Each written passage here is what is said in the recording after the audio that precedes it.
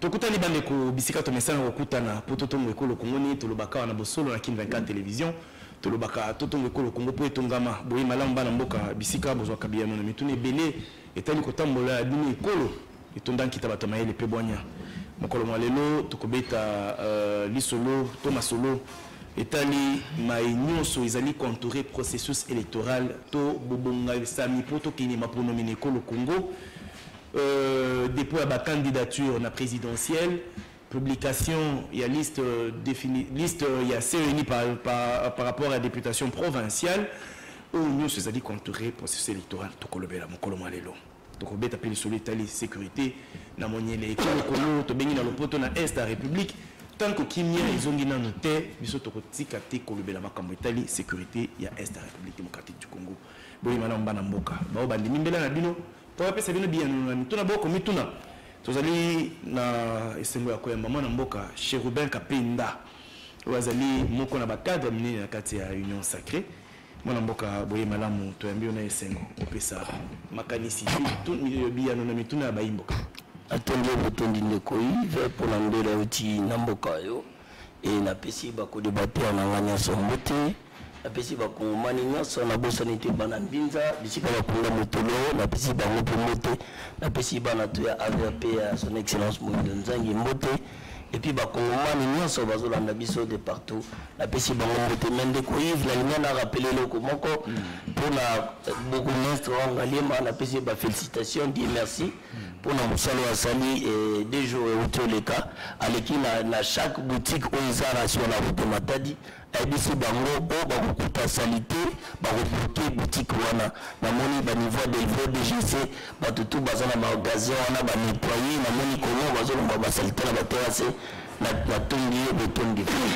Merci Toyamba pona mbala ya yambo ndeko papi Josungandu wazali bongo asepeli alobina sangana na koma moko na lingomba na plateau munene ya politique bosolo na Kin 24 télévision na lobaka ando la famille biologique na ngai ando la famille professionnelle na ngai ezali Kin 24 télévision bino pe bozali ba mamba famille na ngai pour ningi to sala musala o to sala kama na kati ya bolingo koto sana mingi les uns envers les autres ndeko boye madame bosolo vous allez le bienvenu to souhaiter prestation à l'élo et ça là que bato bilé batika la fidèle nayo et puis kiti wana et comme ya mokolo na mokolo to merci.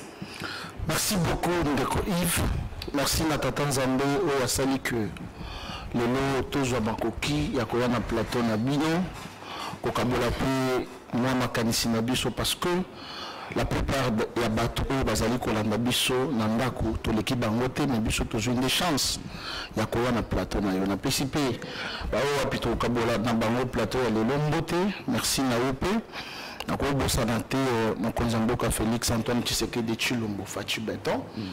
Alors la présentation là le kola ezali première fois na plateau où je suis un habitué de différents plateaux de médias. Je réponds au nom de maître Papi Diosso Mandoumou de la Bwenda, affectueusement appelé troisième intellectuel de Kabeyaka Monga, le prophète politique, le communicateur certifié et attitré d'Aldec. J'appartiens à une formation politique de l'Alliance chrétienne, Alliance des démocrates chrétiens du Congo, dont l'autorité morale et l'excellence, le ministre d'État en charge du portefeuille, la princesse Adèle Kainda Maïna. Merci. Merci beaucoup pour l'invitation. Voilà, Tokatsa Ngambo, na esengo Toyamba. Oyo azali na tenue ya ba prisonnier. Tokotuna ye, wali ni ya komi na tenue ya ba prisonnier ko na biso. Ezali bongo mwana mboka Doli Mwanza. Oyo azali bongo coordonnateur national ya Asbel Tobengi, les amis de maître Doli Mwanza. Azali pe cadre mune na kati ya Dipro. Regroupement politique d'organisation et campagne bon na mboka Constant Mouta candidat président na compte ya opposition. Oui, merci na yo ndekonanga Yves et puis na ba kongomani nyonso ba kolanda biso bandeko nyonso to pe tozana bon na kati ya plateau na pesi bango to sipe merci na présence na bango na kati ya sika okomi na tenue ba prisonnier babengi ngai molobeli ya babola moto alobelaka babola balobaka toujours obeta liso ya prisonnier te soki moko osala présenté ngai ndeko na yo oyebi maître Doli Mwanza que je suis nasalaka prison mpona baconviction na ngai oyebi Donc, il y a salué que dans le baki m'a programmé il y a 2023, na rokendango na ndenge ya ba prisonnier parce que je suis là pour défendre ba o ba na ba problème, ba o ba ba difficulté et que bandeko belé ba ko venir biselo bazali ko mettre en difficulté. Donc comme on a mettre de l'immonde ndenge oti koloba na pesi ba congolais na stromboté na pesi bandeko na ba na prison na biki bazé belé ba ko landanga na pesi ba ngomboté na pesi base na ya funa place masolo evandi vraiment na pesi ngomboté nini to koloba ete ke ba élection autour na 2023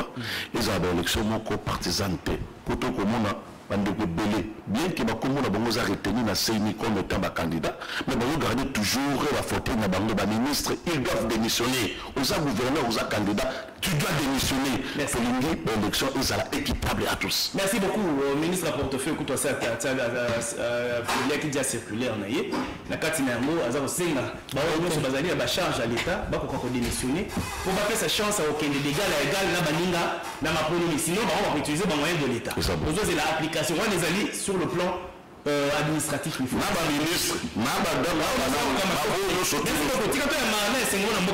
na Wazali moko na ba cadre fidèle et fidèle inconditionnel il y a Joseph Kabila. Moi na mboka cadre mné na katsa PPRD.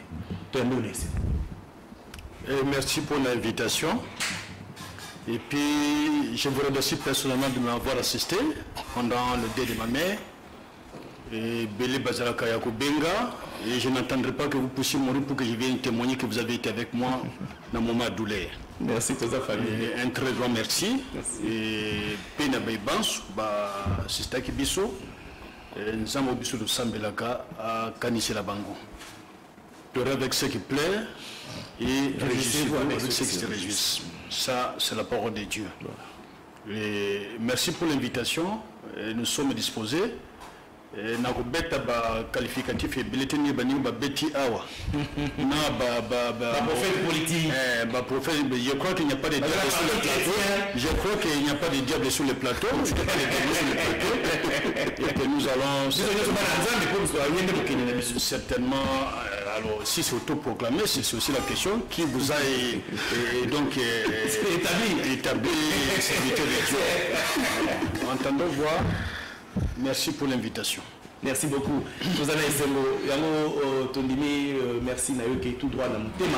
Et on a aussi en dehors du fait que Nazali agent Yakin 24 télévision. Donc Nazali famille biologique, Kin 24 Nazali famille professionnelle, Nangai Bino Bokoma troisième famille Nangai. Tous à la Bino, Natango Bisengo, Pe Natango passe, mais Mini Natango passe. Merci beaucoup. En tout cas, nous allons consoler famille, coopérer dans mon boti, neti maman. C'est la chose facile, mais c'est le seul consolateur qui est Dieu à consoler Bino, à combler vide ou à bien que c'est difficile. Amen. Voilà, tous on a la solo, non à cause de ma solo, le bamton de so, maître de l'immense. Thomas. Bandabala. Depuis le solo est un processus électoral. Ba candidat qui est la présidentielle. Tomoni. Depuis il y a 10 pots.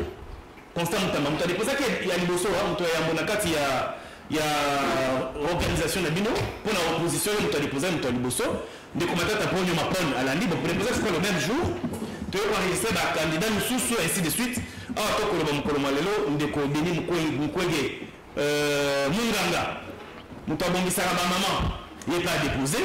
Tu veux dire que les lots Ndeko Katumbi Bayaki. Mais moi, quand on mon anaki, Feli Bango a régularisé le dossier, complet ça documents originaux, on va beaucoup plus là copie, tout photocopie.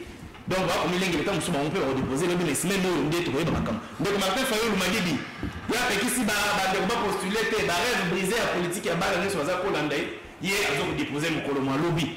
Beaucoup de choses à Koloba. Donc on a un processus électoral. Merci beaucoup, Nego Yves na Motuna Otunu, Bakongomani Noso Tubalandi, Nenge Moko Nayo, Nenge Nini Bandeko Bako déposer la candidature na bango passer par là.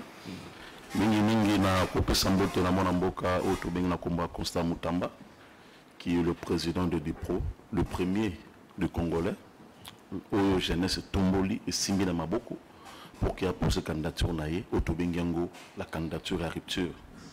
Rupture, pourquoi? Parce que nous voulons rénover un peu les choses. Rupture, les alliés pour nous anti-valeur. Parce qu'aujourd'hui, ma mœurs et puis anti-valeur et prendre part, surtout dans l'élite congolaise que nous sommes. Raison pour laquelle nous monons de Costa Moutamba, avec l'accompagnement de la jeunesse congolaise, nous balobi azala molobel na biso. Donc on a comment on théâtralisation na marabout etali depuis ba candidature mingi ya bandeko ba ko postuler pour la présidence. La scène théâtralisée niveau ni pas. Ndeko. Tu sais, nga lo ba toujours été fier. Il y a féliciter d'abord bandeko na biso ba congomani onyo surtout ba se donagi na domaine ya recherche.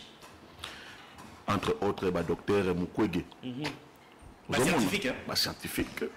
Donc, docteur Mouyembe, Moussou, ainsi de suite. Mais nulle part dans mon ande qu'on a vu ce Mouyembe, bien que ma prouesse, ma maman, moi, celle d'Amboka, pour qu'il y ait ça, il faut toujours comme candidat député, candidat à niveau la présidentielle.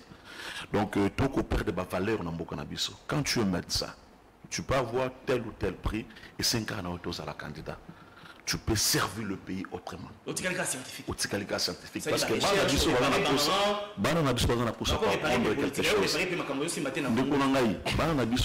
pour apprendre quelque chose. La jeunesse congolaise a pour apprendre. L'expertise.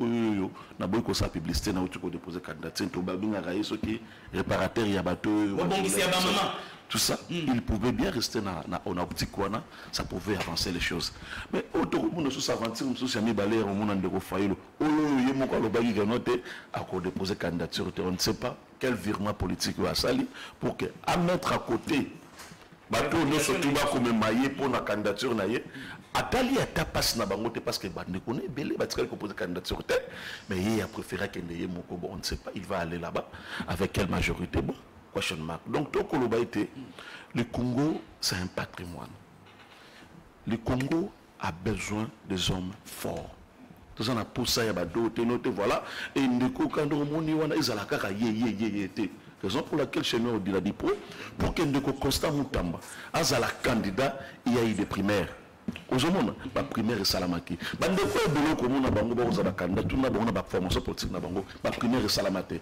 donc le rôle d'abord ezala moya à part personne d'autre peut venir c'est ça le défaut raison pour laquelle nous la jeunesse biso to lobi eteke il faudrait tout mettre à côté bandeko nous surtout ba commissaire politique lokola ya bango na politique on a habité Congo ceux qui le doit candidat moi nanaye moi si naye pas aux ambassadeurs ainsi de suite il y a comme ministre ou soit comme sénateur ou soit comme député nous ne voulons plus ça non pour éviter trahison il y a baïke ba trahir la preuve en est qu'ils ont été là ba diriger biso pendant bandeko il y a régime autour le il y a 18 ans de Kabila na ba 5 ans bandeko bazako comme mabiso on a régime ya nani ya ndeko Félix donc on a c'est le même système et pour mettre fin à ce système nous devons mettre il faut tout lukato chabat de nature bazon clé bato non basalate bato bazaba penser à malamu pour que Congo ait prendre le dossier sinon on a bisayo on ne fera rien dans ces pays. Donc rupture.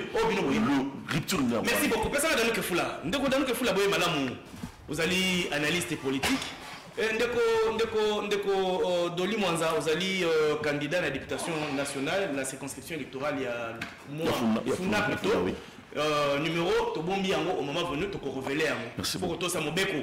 Ndeko Foula vous allez payer candidat député national la circonscription électorale à Lukunga.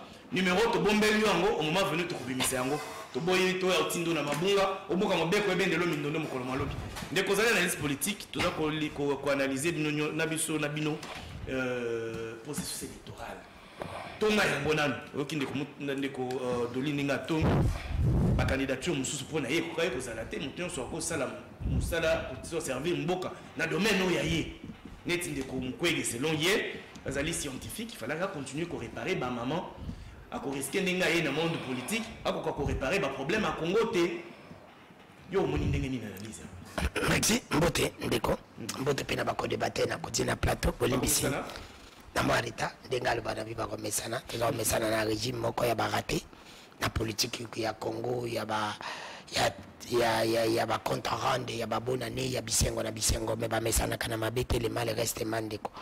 Oui, na kokota ndeko na menga lobelaka mingi peuple na mwa biscuit na ngafona loba babasi ya basoda ba veuve bazali ko loba ndeko danu ke fula lobela biso c'est presque plus de 4 mois ba futi bangote alors que me bana ba kufi na mituni question balingi ba veuve wana basala kindumba ukoma baza kolela andeko nanga basalaka epa balibanais na basupermarché baza kolela lobi kutu nazalaki na kin marché balobi kin marché na congo ezali 40 bazocrée 40e kin marché mais tala bandeko wana bayaka na kin marché balobi soki oye na kin marché okotisi de bande balobi bienvenu na kin marché mais so balingi bafuta balobi sous-traitance bayoya kosigner contrat koto bakongole baza kosouffrir balibanais baindien bachinois baza konyokola bakongole régime na bango régime ya baincompétent ya barate bango kameramen na benda bango papina chéri oui régime ya bakabiliste kabiliste mais oui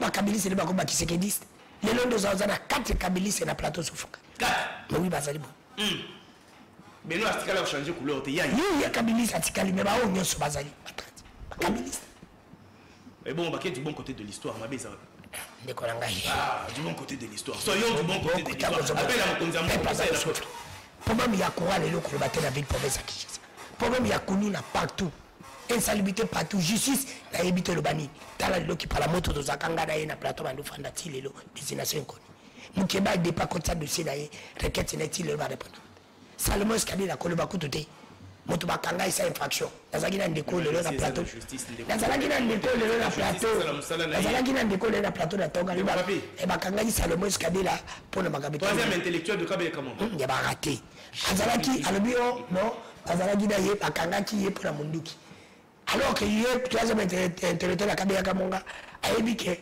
premier procès ya Salomon balongolaki makambo ya minduki eza esu te parmi bagre mpo bafundi eza te mais bakangaki mpona monduki c'est pour te dire que je suis un régime autocollant le bâtiment de Konangai. Régime à baraté. Peuple azali konyo comme un fonctionnaire, un soldat, un salaire.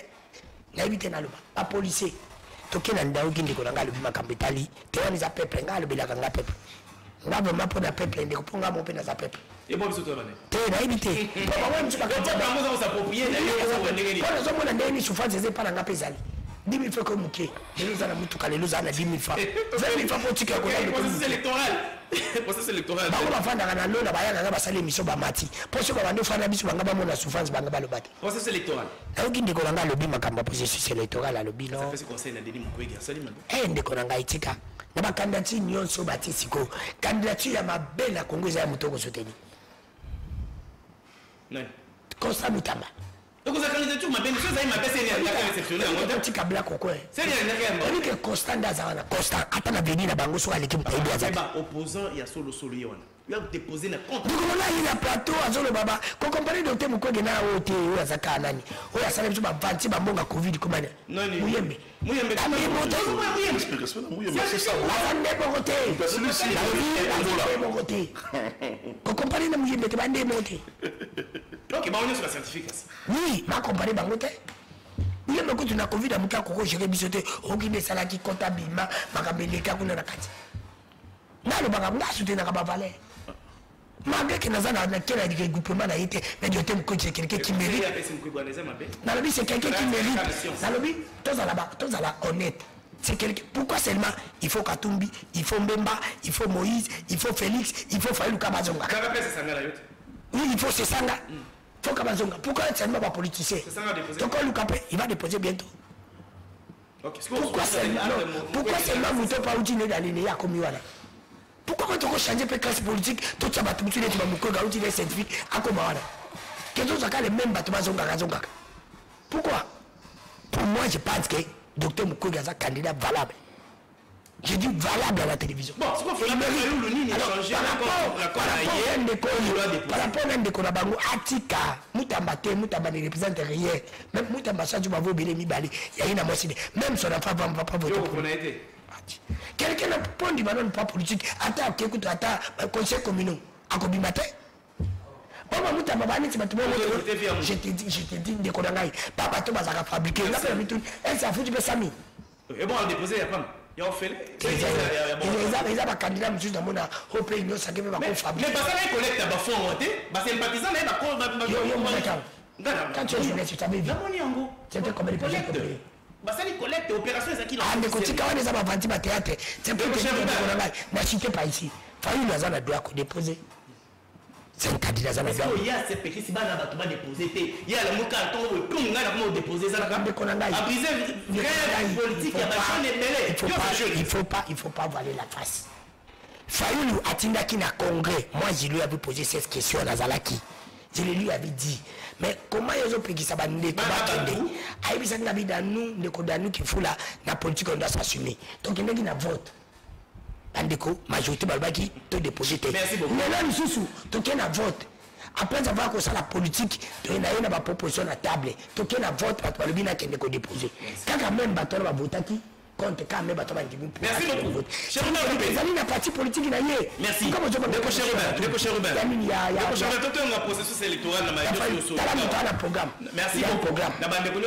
Tu vas soutenir des coutumes de balai programme. Il y a des incompétents, gérer ma baie. Il faut candidature au Yokoya pour renverser Bino. Les incompétents, ce sont des gens qui ne s'assument pas. Donc la banane. Les gens qui ne s'assument pas.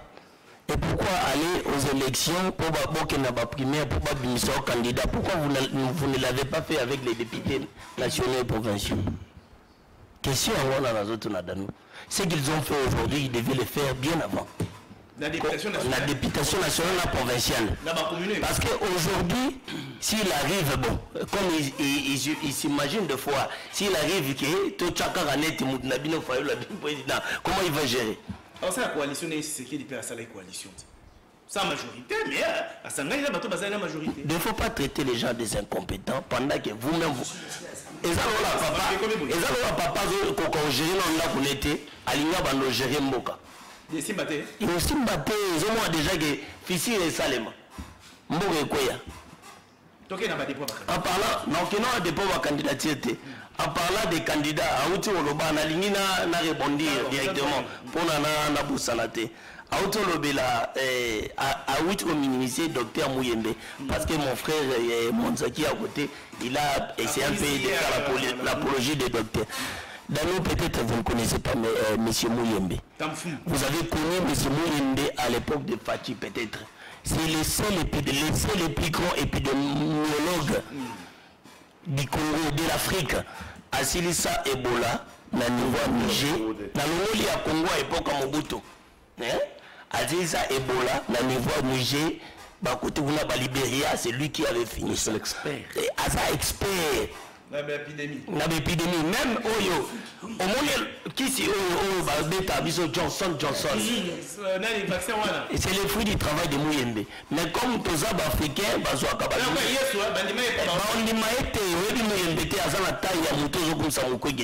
Mouyembe a été fabriqué par les Blancs parce qu'il est l'ami des Blancs. C'est que vous devez savoir. Il y a beaucoup de docteurs qui traitent les femmes ici. Ce n'est pas que Mouyembe.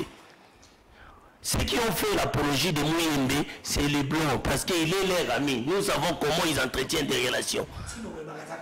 Et ça, on a bien la mouka, on a soutenu la bineza bangwana. Si vous avez un bango pour faire aligner le candidat député provincial national, il y a un monika, Fayoula Kanganigage, a créé Bastille Salé. A Robimano, on a Okenegaka, on va voter pour candidat président de la République. Azana Mbongote, 100 000 $ pour le président, mais pour aligner les nationaux et les provinciaux. Azana Mbongote. Vous n'avez pas l'argent pour aligner. Parce que si vous avez l'argent, vous aurez dit, il y a un parce que pour comme président, il faut une majorité, une député. On va vous permettre la décision et ça va adopter l'Assemblée nationale. Processus électoral. La ligne aux autres l'apologie à Mukwege. Mais yo candidat aux autres la regroupement c'est Sanga. Aux autres regroupement c'est Sanga, on a fait en plein air. Toujours en plein air en direct dans l'Assemblée nationale, toujours on leader na yo ya bino ya ofinga moni ozoloba biso régime baraté ozo critiquer biso ozo finga mais ozo bosa leader na oga finga na carte assemblée nationale et que nous devons retenir cela. Nos enfants, nos frères, nos petits frères ont vu cela. Comment ils vont voter ces sangs? Il faut être dans les bons camps de l'histoire de notre pays. Il faut être dans l'union sacrée. Un groupe de gens qui incarnent des valeurs pour la nation. Pour la dépôt à candidature, moi je pense que ça se passe bien avec la CENI. processus c'est bandagi bien fallu la critiquer Kiangwa mais le tout monde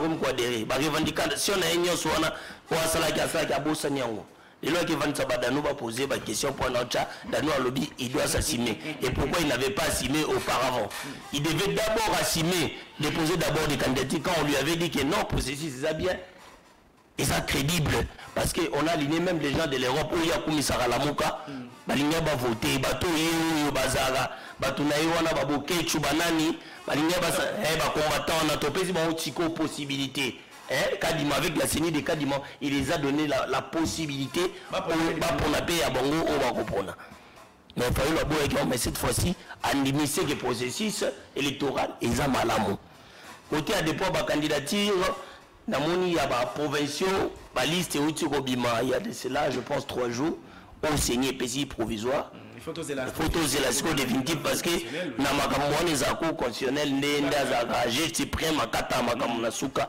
netoyeba bao ba bimina bao ba bimite bango pe ba kenda o sa réunion na funa kuna balinga bakota na ndenga kulisi tota soki kokotela wapi merci ndeko beno yulama zo maloba na mboka na mayenyo so yo kiawa processus électoral toyebi que bino bolobai que ça concerné binoté vu que bino bolobaki que nani bureau ya CENI les a mis en place en violation à loi cour constitutionnelle les a garantir binoté mais finalement voie des sorties les années on dit mais penza tokeni makonomi sans FCC sans perdre une moment politique munini boyeza ko régonger pe na kati na ngo bilenge belé bazana ba rêve ya comme appel acteur politique munini moi que politique à la statique na politique ils a malamu te singa moi concession on se reconsidère peu parti mon boy pour vous appeler le comme boy tant que vous êtes à la statique non éthique à la car non ça la publier mabe motuna ezai pas mais merci pour na motuna na yo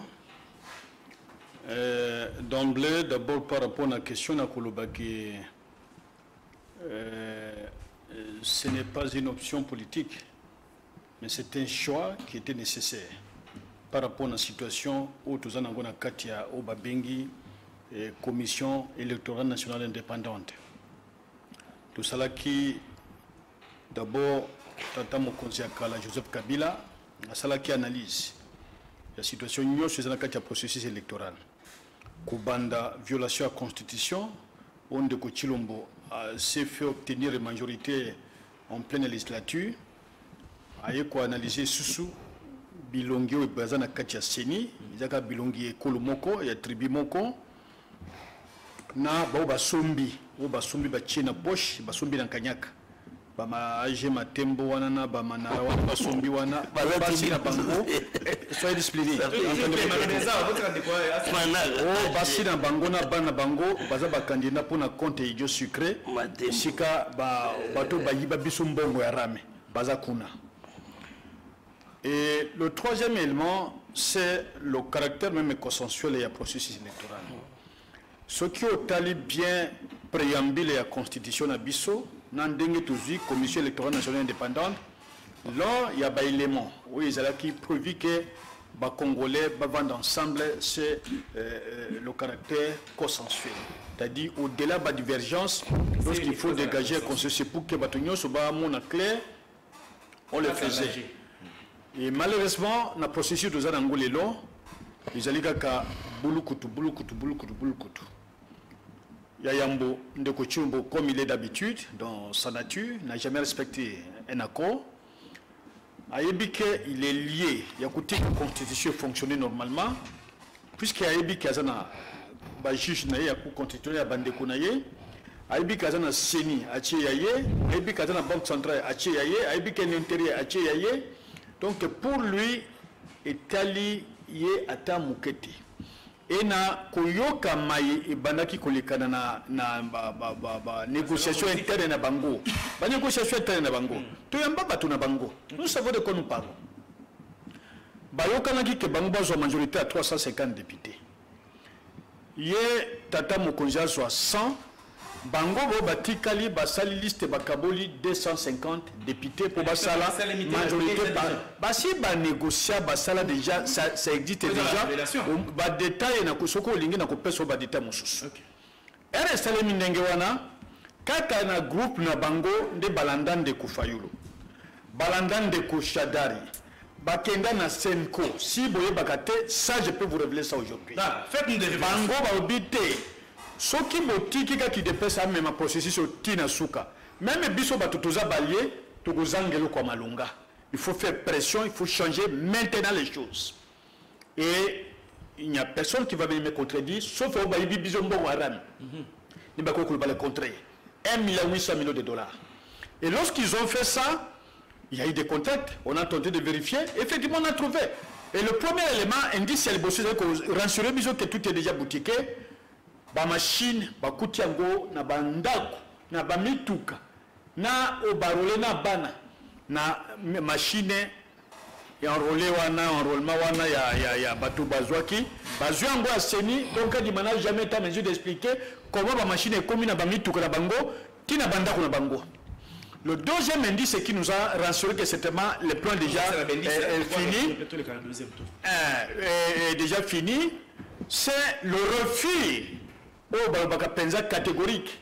Il y a Kadima, ou Azaki, expert d'observation électorale, a comme expert la question électorale, qui va auditer le fichier électoral. Or, et comme déjà une pratique, dans le Séné à Congo, chaque exercice et chaque élection, il y a auditer le fichier électoral. Mais Bango, Baboye Batoya, Baboye Yokana Malamu Pesika de Papa, Baboye Bato Organisation internationale francophonie, sous prétexte que Bango Bazalina Kagame. Mais entre-temps, le gouvernement de Kochilombo, il y a des Rwandais, dont Bissaro, dont Moussou sur la recherche scientifique, Baza Sek Mobimba, dont Nakatia, dont il y a des Rwandais. Il faut terminer. Maintenant, on a eu une table awa.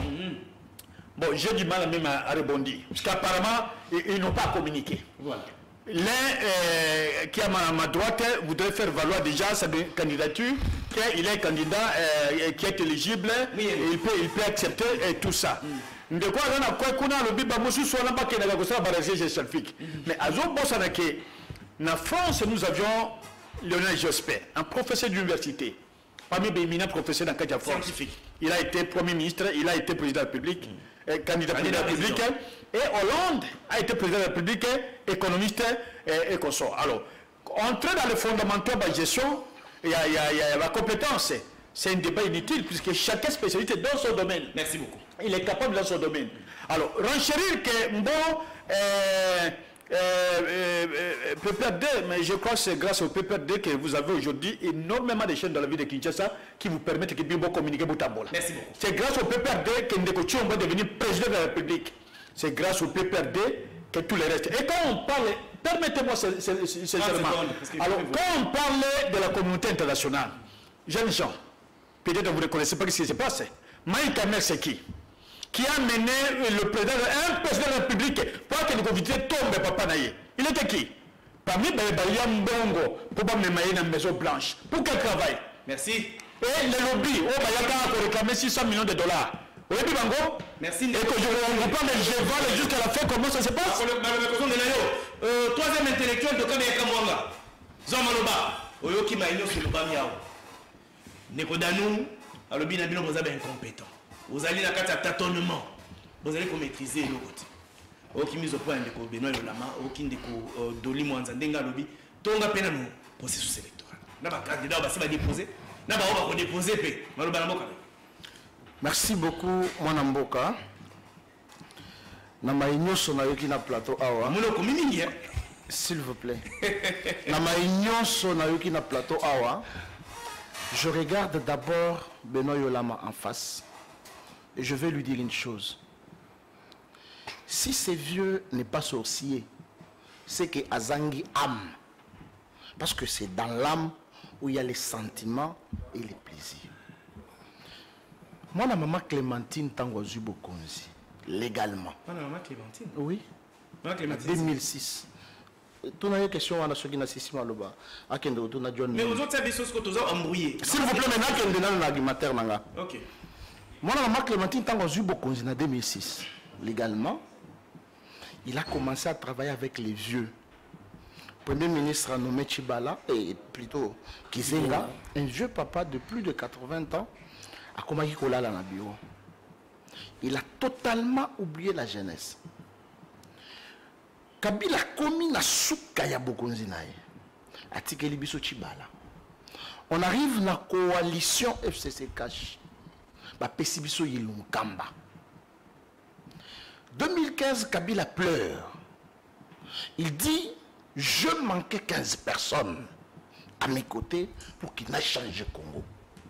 Mais je te vois sur le plateau, abandonné par Kabila. C'est pourquoi j'ai dit, si tu n'es pas sorcier, tu manques l'âme. Vous en avez amté. Batoloko na yo, bozaki batumoko boye, bovandi nandaku. Vous avez été là, Félix Maboko. Tu ne pouvais pas être sur le plateau. Même Bato Bazo Taladanaku Bazo Seka. Bazo Yokelo Mawa, Netinga personnellement, na Yokelo Mawa. Ça c'est de 1. Vous voyez que Kabila Sali analyse. Vous savez que Kabila Sali analyse. Kolobaya Pamba Kabila Gokagate. Soit analyse à Australie Langwa. Non, non, s'il vous plaît, Kokoma Komeluapi. Analyse, non, s'il vous plaît. S'il vous plaît. Je vais vraiment beaucoup écrire. Et puis Félix n'a jamais respecté un accord. Yo au signé accord on a Félix où il a respecté. Il s'en a ce qui accord ils allaient au lac. Vous autorisez que je réponde? Non, c'est bon notre tour. Je vous en prie. Vous avez aussi le stylo noté. J'ai le cerveau qui note. Bon, d'accord, ça c'est bien d'ailleurs. Allons-y, évoluons. Votre tour va venir, vous allez répondre. Tu évolues. Il y a beaucoup de reprocher que soyez respectueux tant que il y a tu évolues. La salle est déjà mise au point. Tu évolues. Félix, processus c'est respecté parce que Banque centrale, CENI, pour tribaliser l'institution. Voilà, disons ça comme ça. Mais c'est ça ce que j'ai dit, j'ai pitié de ces vieux.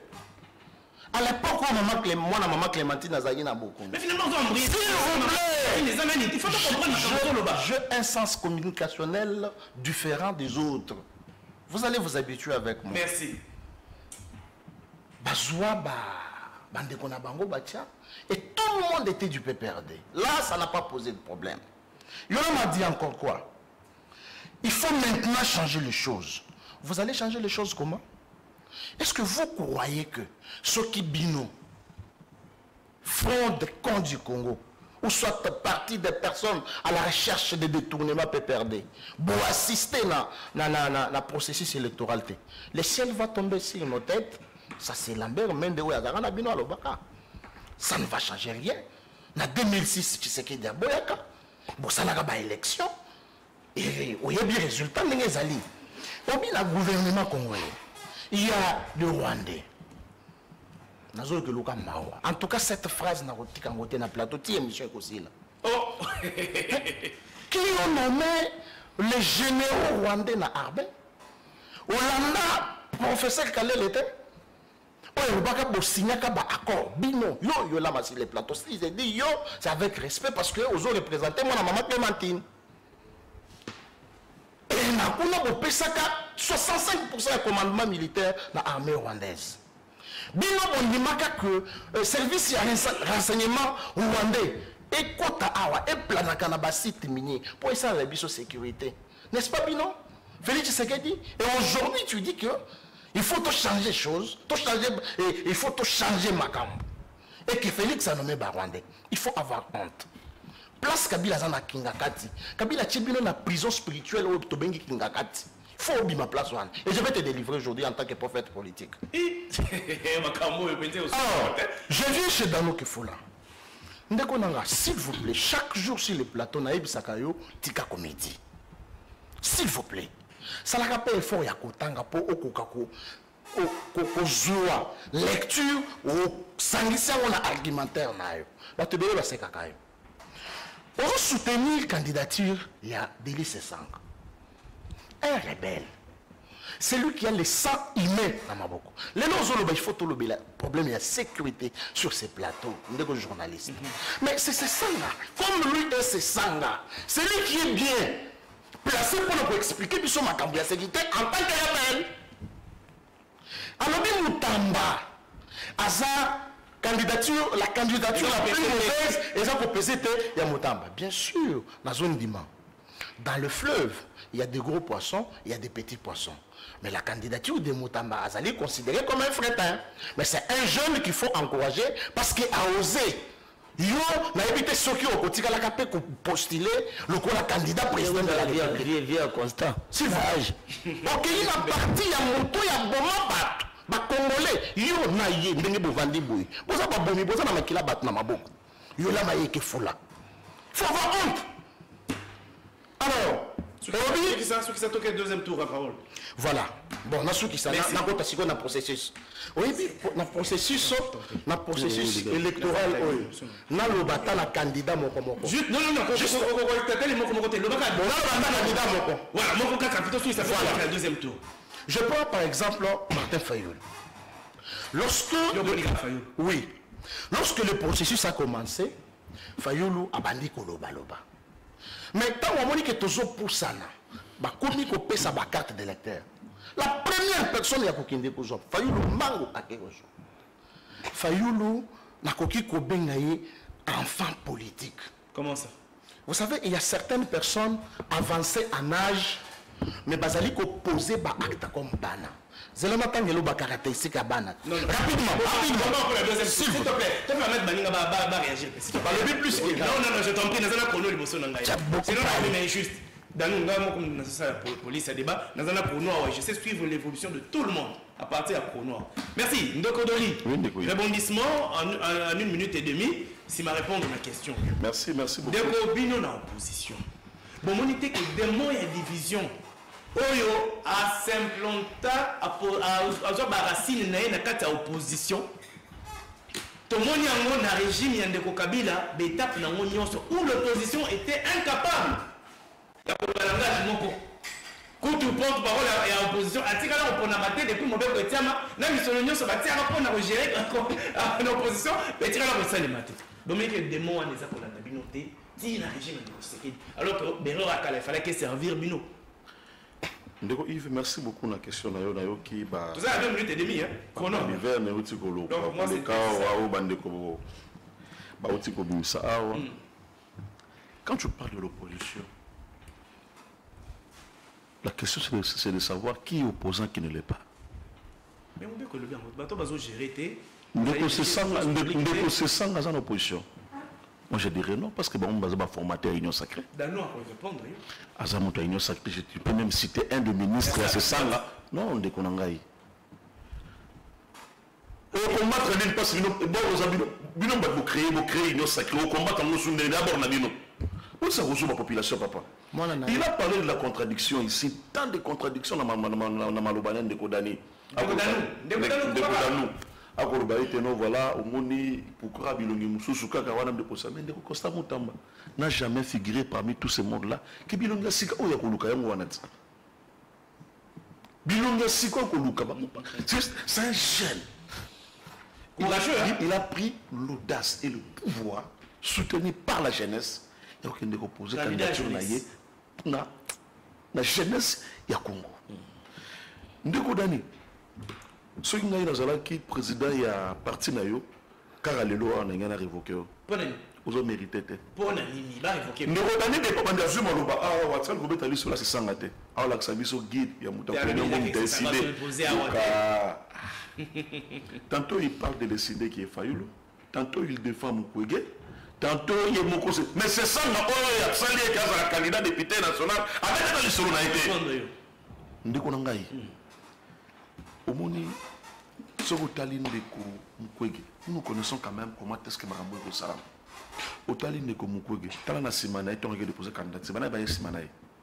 C'est ça rabato ici d'été. Yo mon comment est-ce que Donbass? Oui, non mon quel c'est pour te dire que ils ont stratégie na bango. Oh, ils ne font pas partie de l'opposition. Bango ba yé n'a pas pensé à impérialiste pour s'aimer les chaos. Et la question. Chaos na Congo. Nazoé Bisayo. La complicité de l'église catholique. Les élections, tout est dans ma ponomie. Et ils pensaient que tout est dans ma dialogue. Batimbeli que branche dialogue le kolande ko samutama na bande ko no so tout opposition mo baki dialogue ezate to ke na maponomi to ebisi bato ba ko diriger son union sacrée to mo dialogue batimbeli que no possibilité la société ne ba ibo so bakoti yip sanga de ko nga parce que c'est nga na mekato kaddo na mekano na toucher non ndeko na ngai yolam ndeko yolam bina aju yo rosa la so flatterie la flatterie za na mambu ya AJV. tu viens ici de nous parler de ta vie. On n'en a pas besoin. Dans ma question de ce tournée, il n'a même pas fait mention, il n'a même pas parlé de son parti de perdre. Oh, le Koufa, il disparaîtra. Même un père Kouton Mouta qui ne Koufa Boïta. Il peut perdre Koufa. Non, non, il mission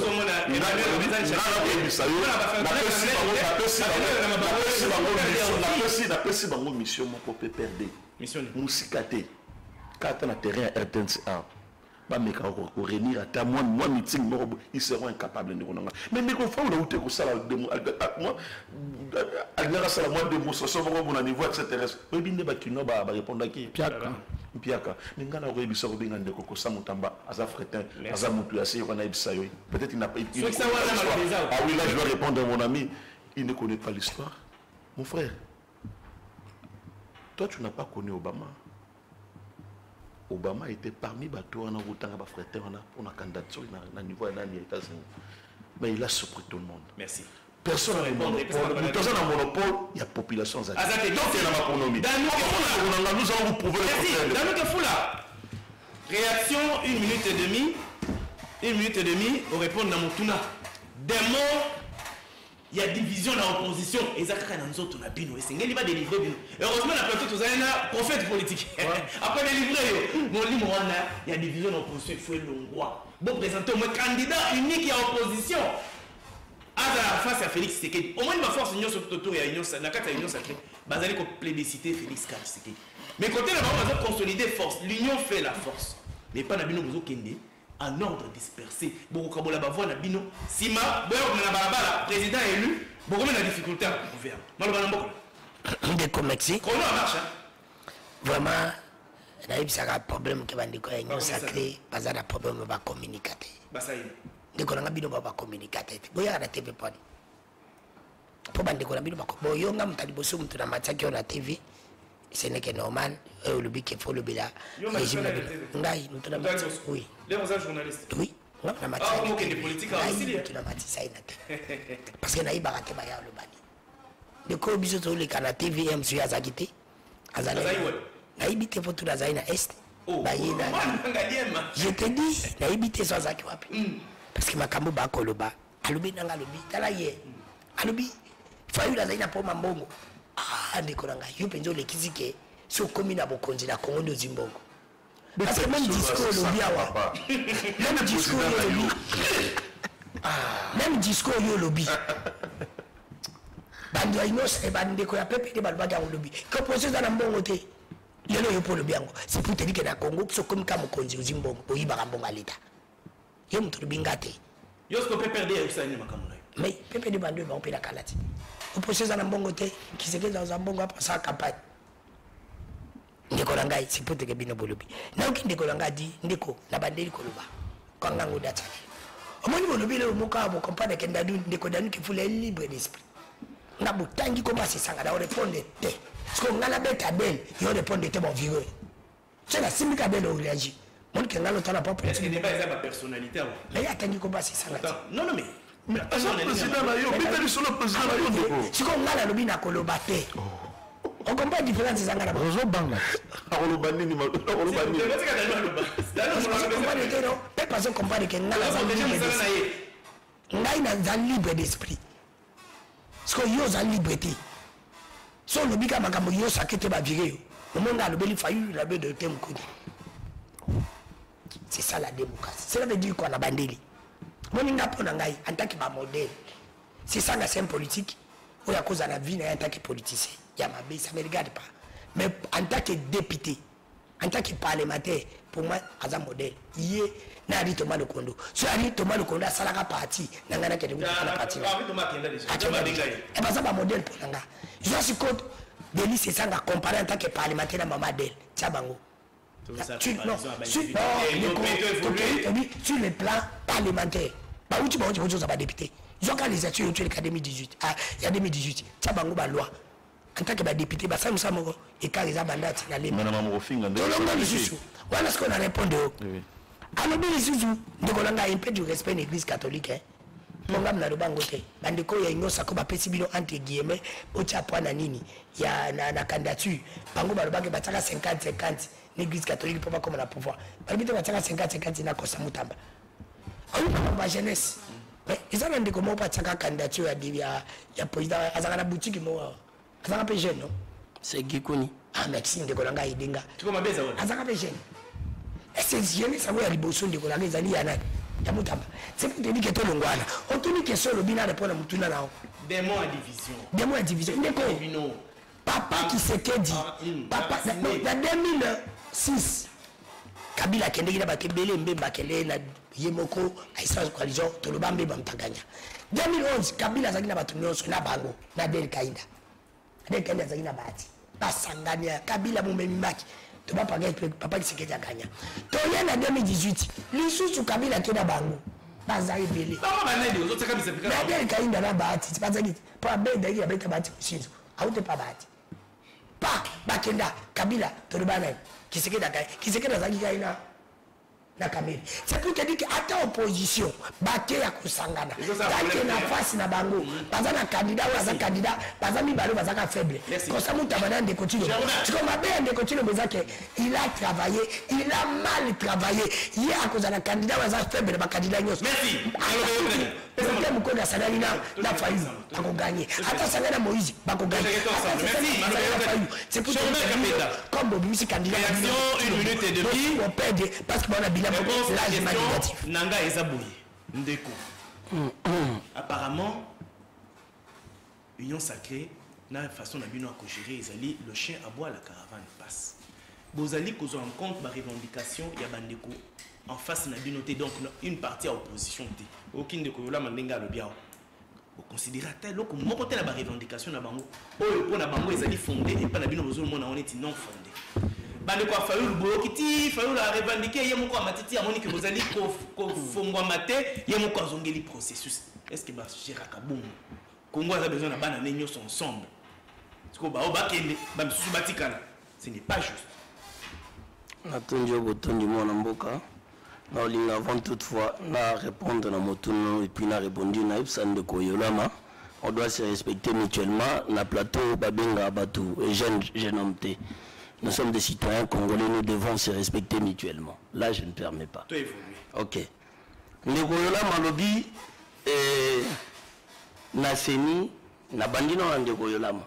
Alobi na seni président a tribalisé seni a kaka batu ya tribune.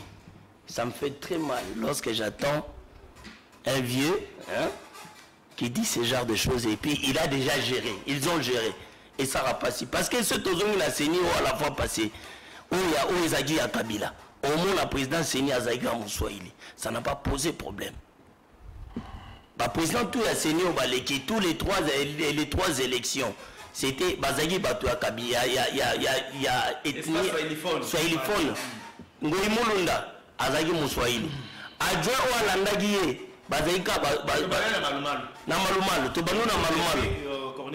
Et puis, le personnel presque assaini, c'était des soilophones. Ningyo bazagi wana na kati ya nino.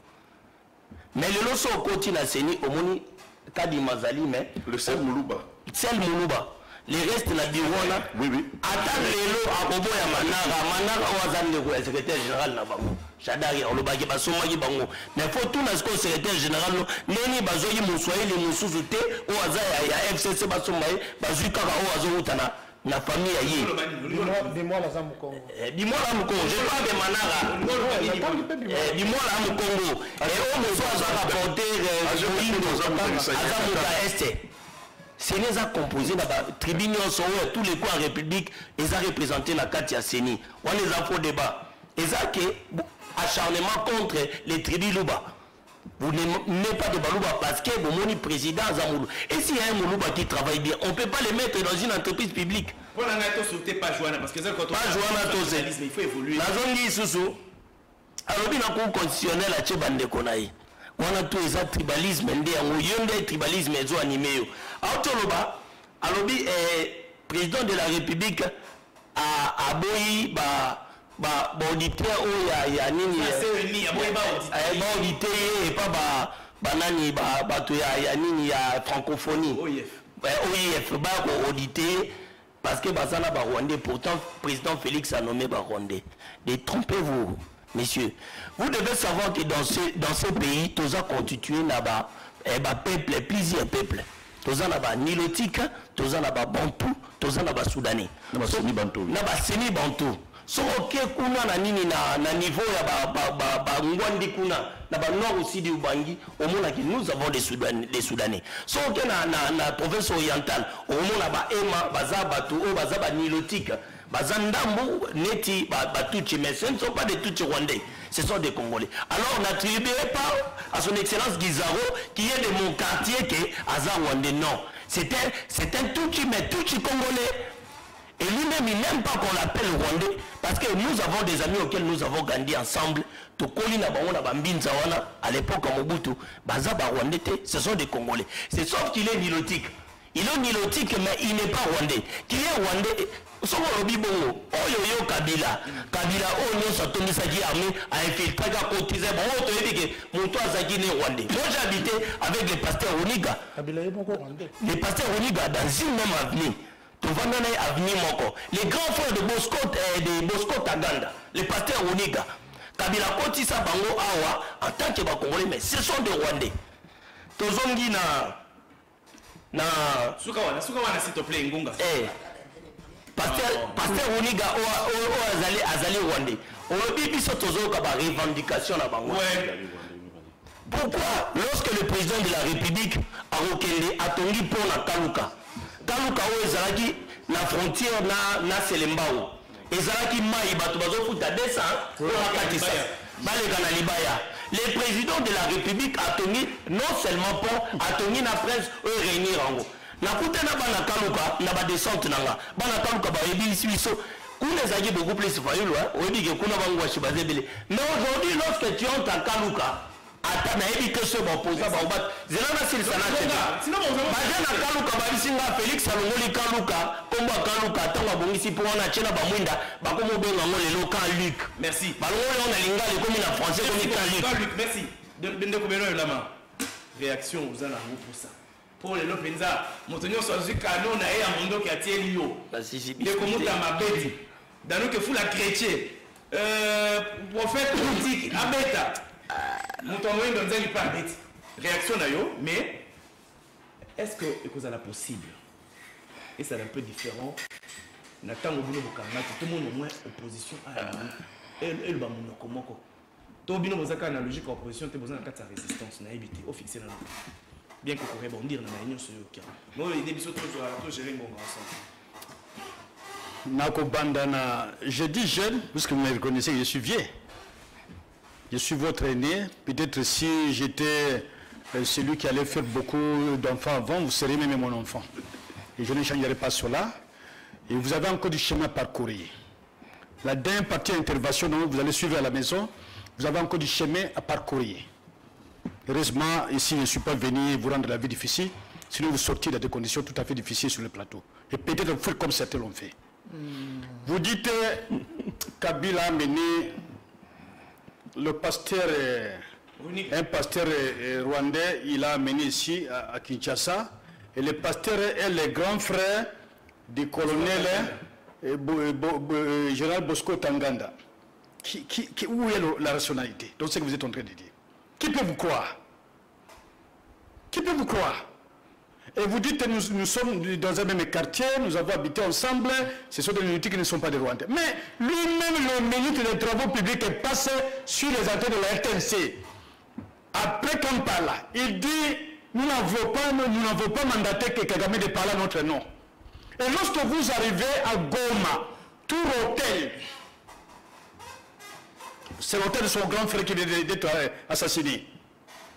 Et Kagame, lui, vous dit, nous sommes des souches rwandais. Vous partez sur le plateau, vous dites que non, il est nilotique, il ne peut pas qu'on l'appelle rwandais.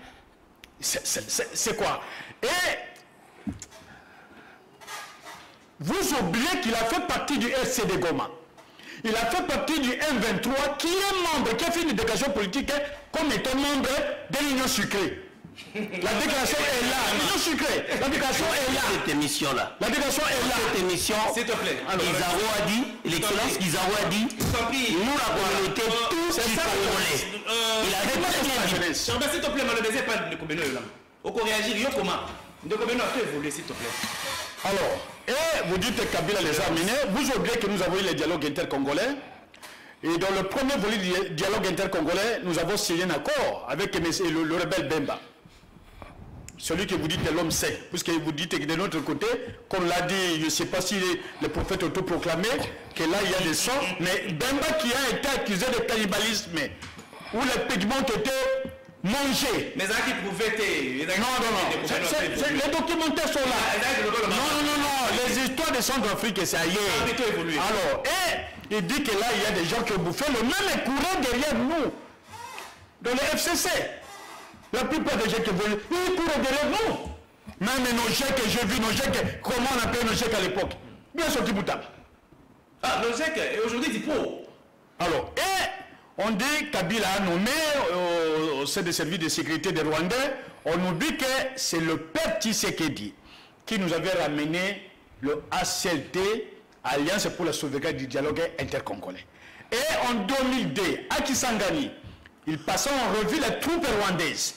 Rwandais à Tambola le 30 juin à Kisangani 2002. Après Kigali, Bambaye Mabanga à Kisangani. Baboma plus de 600 jeunes. Babouaka Bangouna rivière la Chopo. Les données sont là. Et même publiées sur le plan international. Vous dites que Kabila a même Kibango. Mais quand on a signé le premier accord, on était à l'hôtel Cascade en train d'élaborer une échelle de transition. Les mêmes étrangers, la CIA, les anglo-saxons, naïe agonaki la bango na hôtel moko na barugiza tout ba nyonso sauté badaki na hôtel moko mais babizima tous ces gens-là même hôtel avec lui en Afrique du Sud. Et après vous allez vérifier sur le plateau fausser l'histoire pour dire non, il n'y a rien, ils ne sont pas là, c'est Kabila qui les a amenés. Je ne sais pas qui va vous écouter, je ne sais pas quel c'est Congolais qui va vous écouter. Et le fameux autoproclamé pasteur et politique, si c'est le prophète politique, intellectuel de Kabila, il dit que voler. Mais l'argent des rames, vous n'avez pas répondu. 1,8 milliard de dollars de rames n'est pas, donc cet argent n'est pas entré dans les comptes du trésor public. Dis-moi qui a volé. Qui a volé cet argent? Vous-même, vous êtes victime avec votre téléphone, on vous a volé de l'argent. Qui n'est jamais entré au trésor public. Et vous dites que les camps des gens qui volent. Vous avez oublié, quand vous parlez de la communauté internationale, Félix Tshisekedi, il n'a pas été à cheval, il n'a pas été en Suisse, quand vous étiez avec nous, vous étiez avec nous. Il n'a pas été en Suisse, il n'a pas été à cheval. Il a été là. Donc ce sont des gens, que ce soit Mozito, que ce soit Chilombo Tshisekedi, que ce soit Katumbi, que ce soit tous ces gens, ils étaient à Genève, manipulés par les multinationales anglo-saxonnes. Qui a oublié cela? Les images sont là, vous ne changez pas cela. Merci. Et vous parlez trop le pour dire, on les a nommés dans les services de sécurité, mais qui a chambardé M23 était pendant 2 ans, ici à Kinshasa dans les hôtels. Les documents de Kankonde, vice-premier ministre de l'Intérieur, demandaient qu'on leur paye 2 900 000 $ pour les séjours à Kinshasa. La lettre est là. Merci de vous voulez que j'amène la lettre dans une prochaine émission et je mettrai et vous dites que bon, je serai dans une prison. Je suis un homme de conviction. Je suis un modèle pour la société congolaise. On ne vit pas que de l'argent de rame. On ne vit pas que du vol de l'argent de quota. On ne vit pas que de l'argent de l'or. Merci, et des détournements de 100 jours, de millions. Tous ces gens. Vous étiez dans la campagne de Chadari, vous n'avez pas soulevé le drapeau de Chadari. Merci. Mais les gens avaient pris de l'argent. Merci beaucoup. Ces gens-là, non, un seul exemple. S'il faut que j'arrête, je vais arrêter. Caméra est au Congo central. Les gens avec son drapeau, Bafinga et Mouyibi. Il n'y a pas longtemps, pas une semaine. Caméra était dans Bukavu. Il semble, il disait qu'il contrôlait Bukavu. Caméra était insulté, lapidé. Merci. Mabanga. Mais Batouza qui n'a rien. Alors, et quand vous venez dire sur le plan public que, bon alors, et Chilombo, il a respecté quel accord? L'accord de Nairobi. L'a-t-il respecté? L'a-t-il respecté? Non, tu poses une question à M. Moussoussou. Ndeko Papi, 3e intellectuel de Kabila Kamon. Réaction? Et puis, pourquoi Bino Bozoli Ndakoyoka, Milelo ya Baninga na ba revendication na bangote, poto ke nema pono bisonyo sont ensemble. Moto yango na posa ki na ndeko, cher Romain Kapel. Merci beaucoup. Moi, je m'attaque beaucoup plus à Yolam. 3 minutes, hein? Oui, je vais gérer. Je réitère mes propos. Kabila Melissa Bino Kindokina Libé, c'est ce qu'on appelle la sorcellerie secondaire. nde longola yo soni. Ça, c'est votre S'il vous plaît. C'est pas sorti. Si c'est vous l'électeur, on connaît les choses. Non, peut-être aux Anglais. Je comprends. Vous me poussez de me comporter comme Mokia. Je comprends. Non, je ne peux pas le faire. Je ne peux pas le faire. Je dis seulement que quel est l'argumentaire de la défense, s'il te plaît, réplique. J'ai les nerfs solides. Je ne dirais pas. Mais j'ai les nerfs solides. Vous êtes répondrez. Benoît, s'il te plaît. Il y a un adage latin qui dit Moulojoua du Loa. Voilà. Ça, c'est latin. Je te dis que j'ai un style communicationnel que tu ne sauras pas maîtriser. Mais on est latin quand même. Mais on a une chose à latin. Ah, on a le bio. Adage latin, le bio. Yolama s'en sorcelle lui-même. Il ne sait pas comment sortir de cette prison spirituelle Kingakati. Vous pouvez accuser Félix de tout. Kabila, moi j'ai toujours dit, le malheur du Congo c'est la Kabylie. Nous avons à Madina, c'est ici à Beni. Les ADF y étaient. Le 4 ans, soit 3 ans et demi que nous avons fait, à Tikala Kobengala Bangote. Moi, maman Clémentine, même chose. Mais aujourd'hui, il va à Madina, Beni. On est en train de construire. Projet 145 territoires. Ils sont repoussés. M23. Non, mais M23, c'est un parti politique membre à FCC. Oui, bien, ou bien il faut apprendre. Biso tozo boyate. Biso tozo yoke la bangote. Non,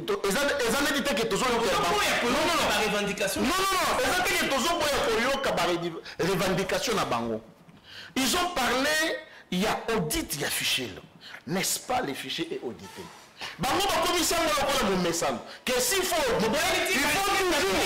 L'église catholique. Non, mais l'église catholique, Marcelo Aloba Awa. Une salle d'attente pour aller en enfer. Si vous voyez mes collègues, Chole et Cardinal Ambongo plutôt, ce sont mes collègues politiciens. Mais ils ne sont pas des hommes de Dieu. Clergé, papa. Non, je vais vous dire une chose. Les deux hommes de Dieu là, au lieu de prendre leur Saint-Esprit, au lieu que le Saint-Esprit soit dans les cœurs, ils ont mis le Saint-Esprit dans les poches. C'est comme ça que vous avez vu Cardinal Ambongo féliciter un régime où ça a 18 ans à pouvoir, tourner le peuple congolais hôpital. Arrête de chipper. On voit un cardinal qui dit oh non, félicitations, vous êtes des jeunes, Botongelo. Mais Félix Tshisekedi a tongi bamayem. Tous un soi-disant journaliste, dans nous que fout la awa. Yolama me dit, soi-disant prophète. Non, je suis un prophète politique.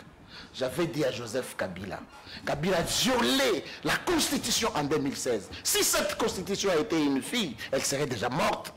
Mais le réparateur des femmes ici, tant que ici avant dans la palsy, tu ne vois pas, c'est un cadeau empoisonné de la communauté internationale. Bisoto Ebisagibam, processus électoral, il y a un Fayoulou, il y a un candidat, il y a un déposé. Fayoulou, Azumuna Kakalokola, et Zamoumou, et Zamassano. Je vous ai dit que Fayoulou, c'est un enfant politique. Moi, je n'ai pas de problème, je n'ai pas de solution. Quel est ce candidat-là, il y a Zobimananzela, Zobimananzela, il y a parti politique, l'enfant cherche des problèmes, mais ne cherche pas de solutions. Fayoulou. Fayoulou n'est pas un modèle politique. Moukoué n'est pas un modèle politique. C'est Sanga non plus, rebelle. Je dis, de tous ces soi-disant opposants, moi je peux même vous dire, il n'y a pas d'opposition au Congo. L'opposition reste dans les textes. J'ai dit opposition et dans le texte. C'est ça que le Parlement, c'est ça que le ministre. Kabila Senga Tshisekedi a protégé pour la Bamabenyo soit ça là. Où sont passés les 585 millions de dollars il y a un rapport Yandjili. Bon, mais les biso Chibala on a habité sur Wabana où on a bien été. Kabila Télémi, José Chekimakila Télémi. Est-ce que vous pouvez parler de la corruption? Vous pouvez parler de détournement Yolama. S'il vous plaît Yolama, je vous dis, tant que vous Tali, émission il faut là obimana prison prison spirituelle ya kingaka. Merci beaucoup. Na âge na yo jamais okoki ko lobela émission sur Kabila parce que Kabila trahir yo. Kabila t'a abandonné. Merci. Ça l'assemblée, tu fais les larmes de crocodile. Merci beaucoup. Merci. Sors de cette prison au nom de Jésus. On est livré. Merci beaucoup, madame Théokana. Très intéressant, mon solo. Tu sois dans la tête, tu es raté, tu es le Congo. Maintenant, tu as style naïf. Alors, bien, ça style naïf. Alors, bien, nous comment quoi, alors, bien, ça la thème, mais pas dans les la tente. Voilà, tout ce qui s'est pris là. Il y a du pro, maître de Limonza. Merci beaucoup, Ndeko Yves. Vraiment, en tout cas, je pensais que l'émission n'est pas permettre à Bisso to bongisa lisusu makambo ebele ba kongomani ba kotala biso ba apprendre quelque chose. Mais l'émission essaie de former na attaque personnelle. Donc moi je ne suis pas de cette école. Bon, nous avons Bandeko Balamba au Bakolanda Bisso. Je suis sûr que baza peut de ce carnet mon angai. Mais seulement dans le pays, on a biso bako diriger biso lelo ba yebake ba kongomani mususu oyo ba zali na prison centrale ya Makala na prison mususu baza na posa payer traitement de faveur. Très bien. Moto bakangi oui c'est prisonnier zali condamnation na liwate en terme ba détenu wana il y a le prévenu qui n'a jamais été condamné. Donc, nous avons condamné, qu'il soit détenu ou qu'il soit condamné, ils ont mérité un traitement de faveur. Donc, au sein de la Bango,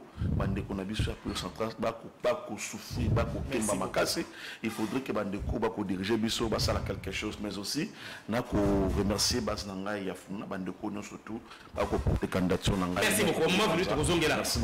Merci. Ndeko Danou Kefula, Tosu Kisinayo. Une minute. Ndeko, naïbisa Bandeko, Kebaïbi politique était, Bayakana TV Kapona Woya.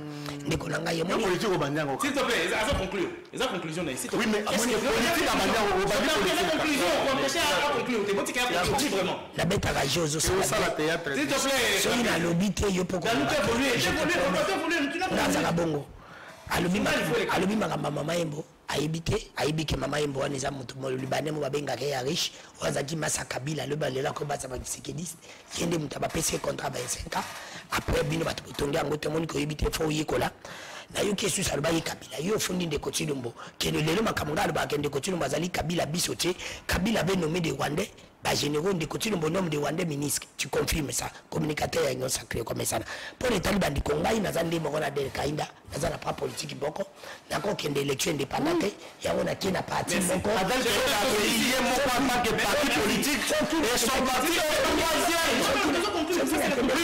non c'est pas que 3 ans avant de parler qui vont la fallait la proposition, fallait la tête, c'est pour te dire qu'on comprend de guet. S'il vous plaît. On commence ça là. S'il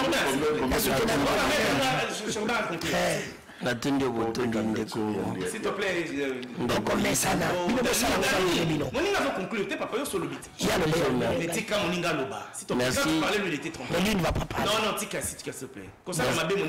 Merci pour l'invitation Ndeko Yves. Maintenant, ça Ndeko Danou est politicien en 2019. 2018 ans, faut choisir pouvoir. Biso to tambola tata maman, bomba mwana e. To banda politique c'est wana déjà. Yo zana no. Na me la gaz. Na ba vie to bazali ba yebi ngaki na combattant. Merci. Yo ba yebi au combattant. Ba yebi yo ya ancien combattant. Mais la ngana de lo ba 2000 ya nini ya ram. Oh Ndeko Yola. On peut répondre mardi parce que mon messie le journal il faut. Ndeko Bela là, une minute le commandant. Bon, d'abord j'ai dit il y a débat de Jésus sur le plateau. Bazali ko zo identité à Jésus n'engin papa mbayemba banda ko sala bosoto na monde. Et d'abord c'est très honteux que le jeune d'aujourd'hui nous qui défendre dans la politique. C'est très honteux. Moi, je fais donc preuve d'une certaine fidélité d'une hypocrisie imprimée. Ça, c'est de l'hypocrisie. Ça, c'est de l'hypocrisie. Que je sois pauvre, que je sois riche, que je sois pauvre, que je sois riche. Il ne va pas dire que les jeunes viennent de la politique pour les votes.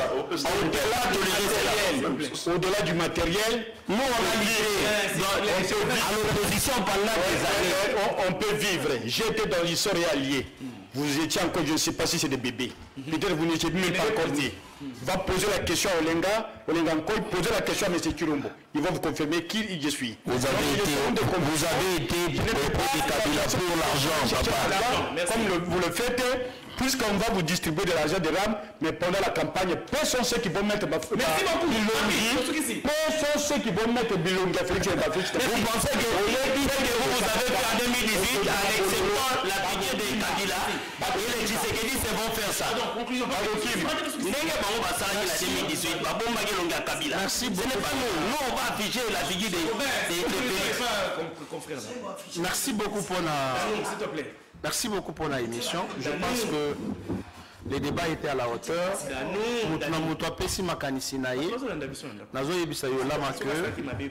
Je suis un communicateur certifié et je fais preuve de mon intellectualisme. Ce qui est au bandaki politique kala, ndé nazo yebisa yo que batwana ba olayo, ndé il faut obima na prison spirituelle oyo, na outi ko délivrer yo ya kingakati spirituel. Dans nous que fou là, lorsque je parle, tu dois te taire. Yo je ne pas délice ça. Je félicite. Yo jeune ba ilo le gars délice ça là. Je félicite pour l'autorité morale, Excellence la princesse Madame Taïna Salina, parce qu'elle a fait preuve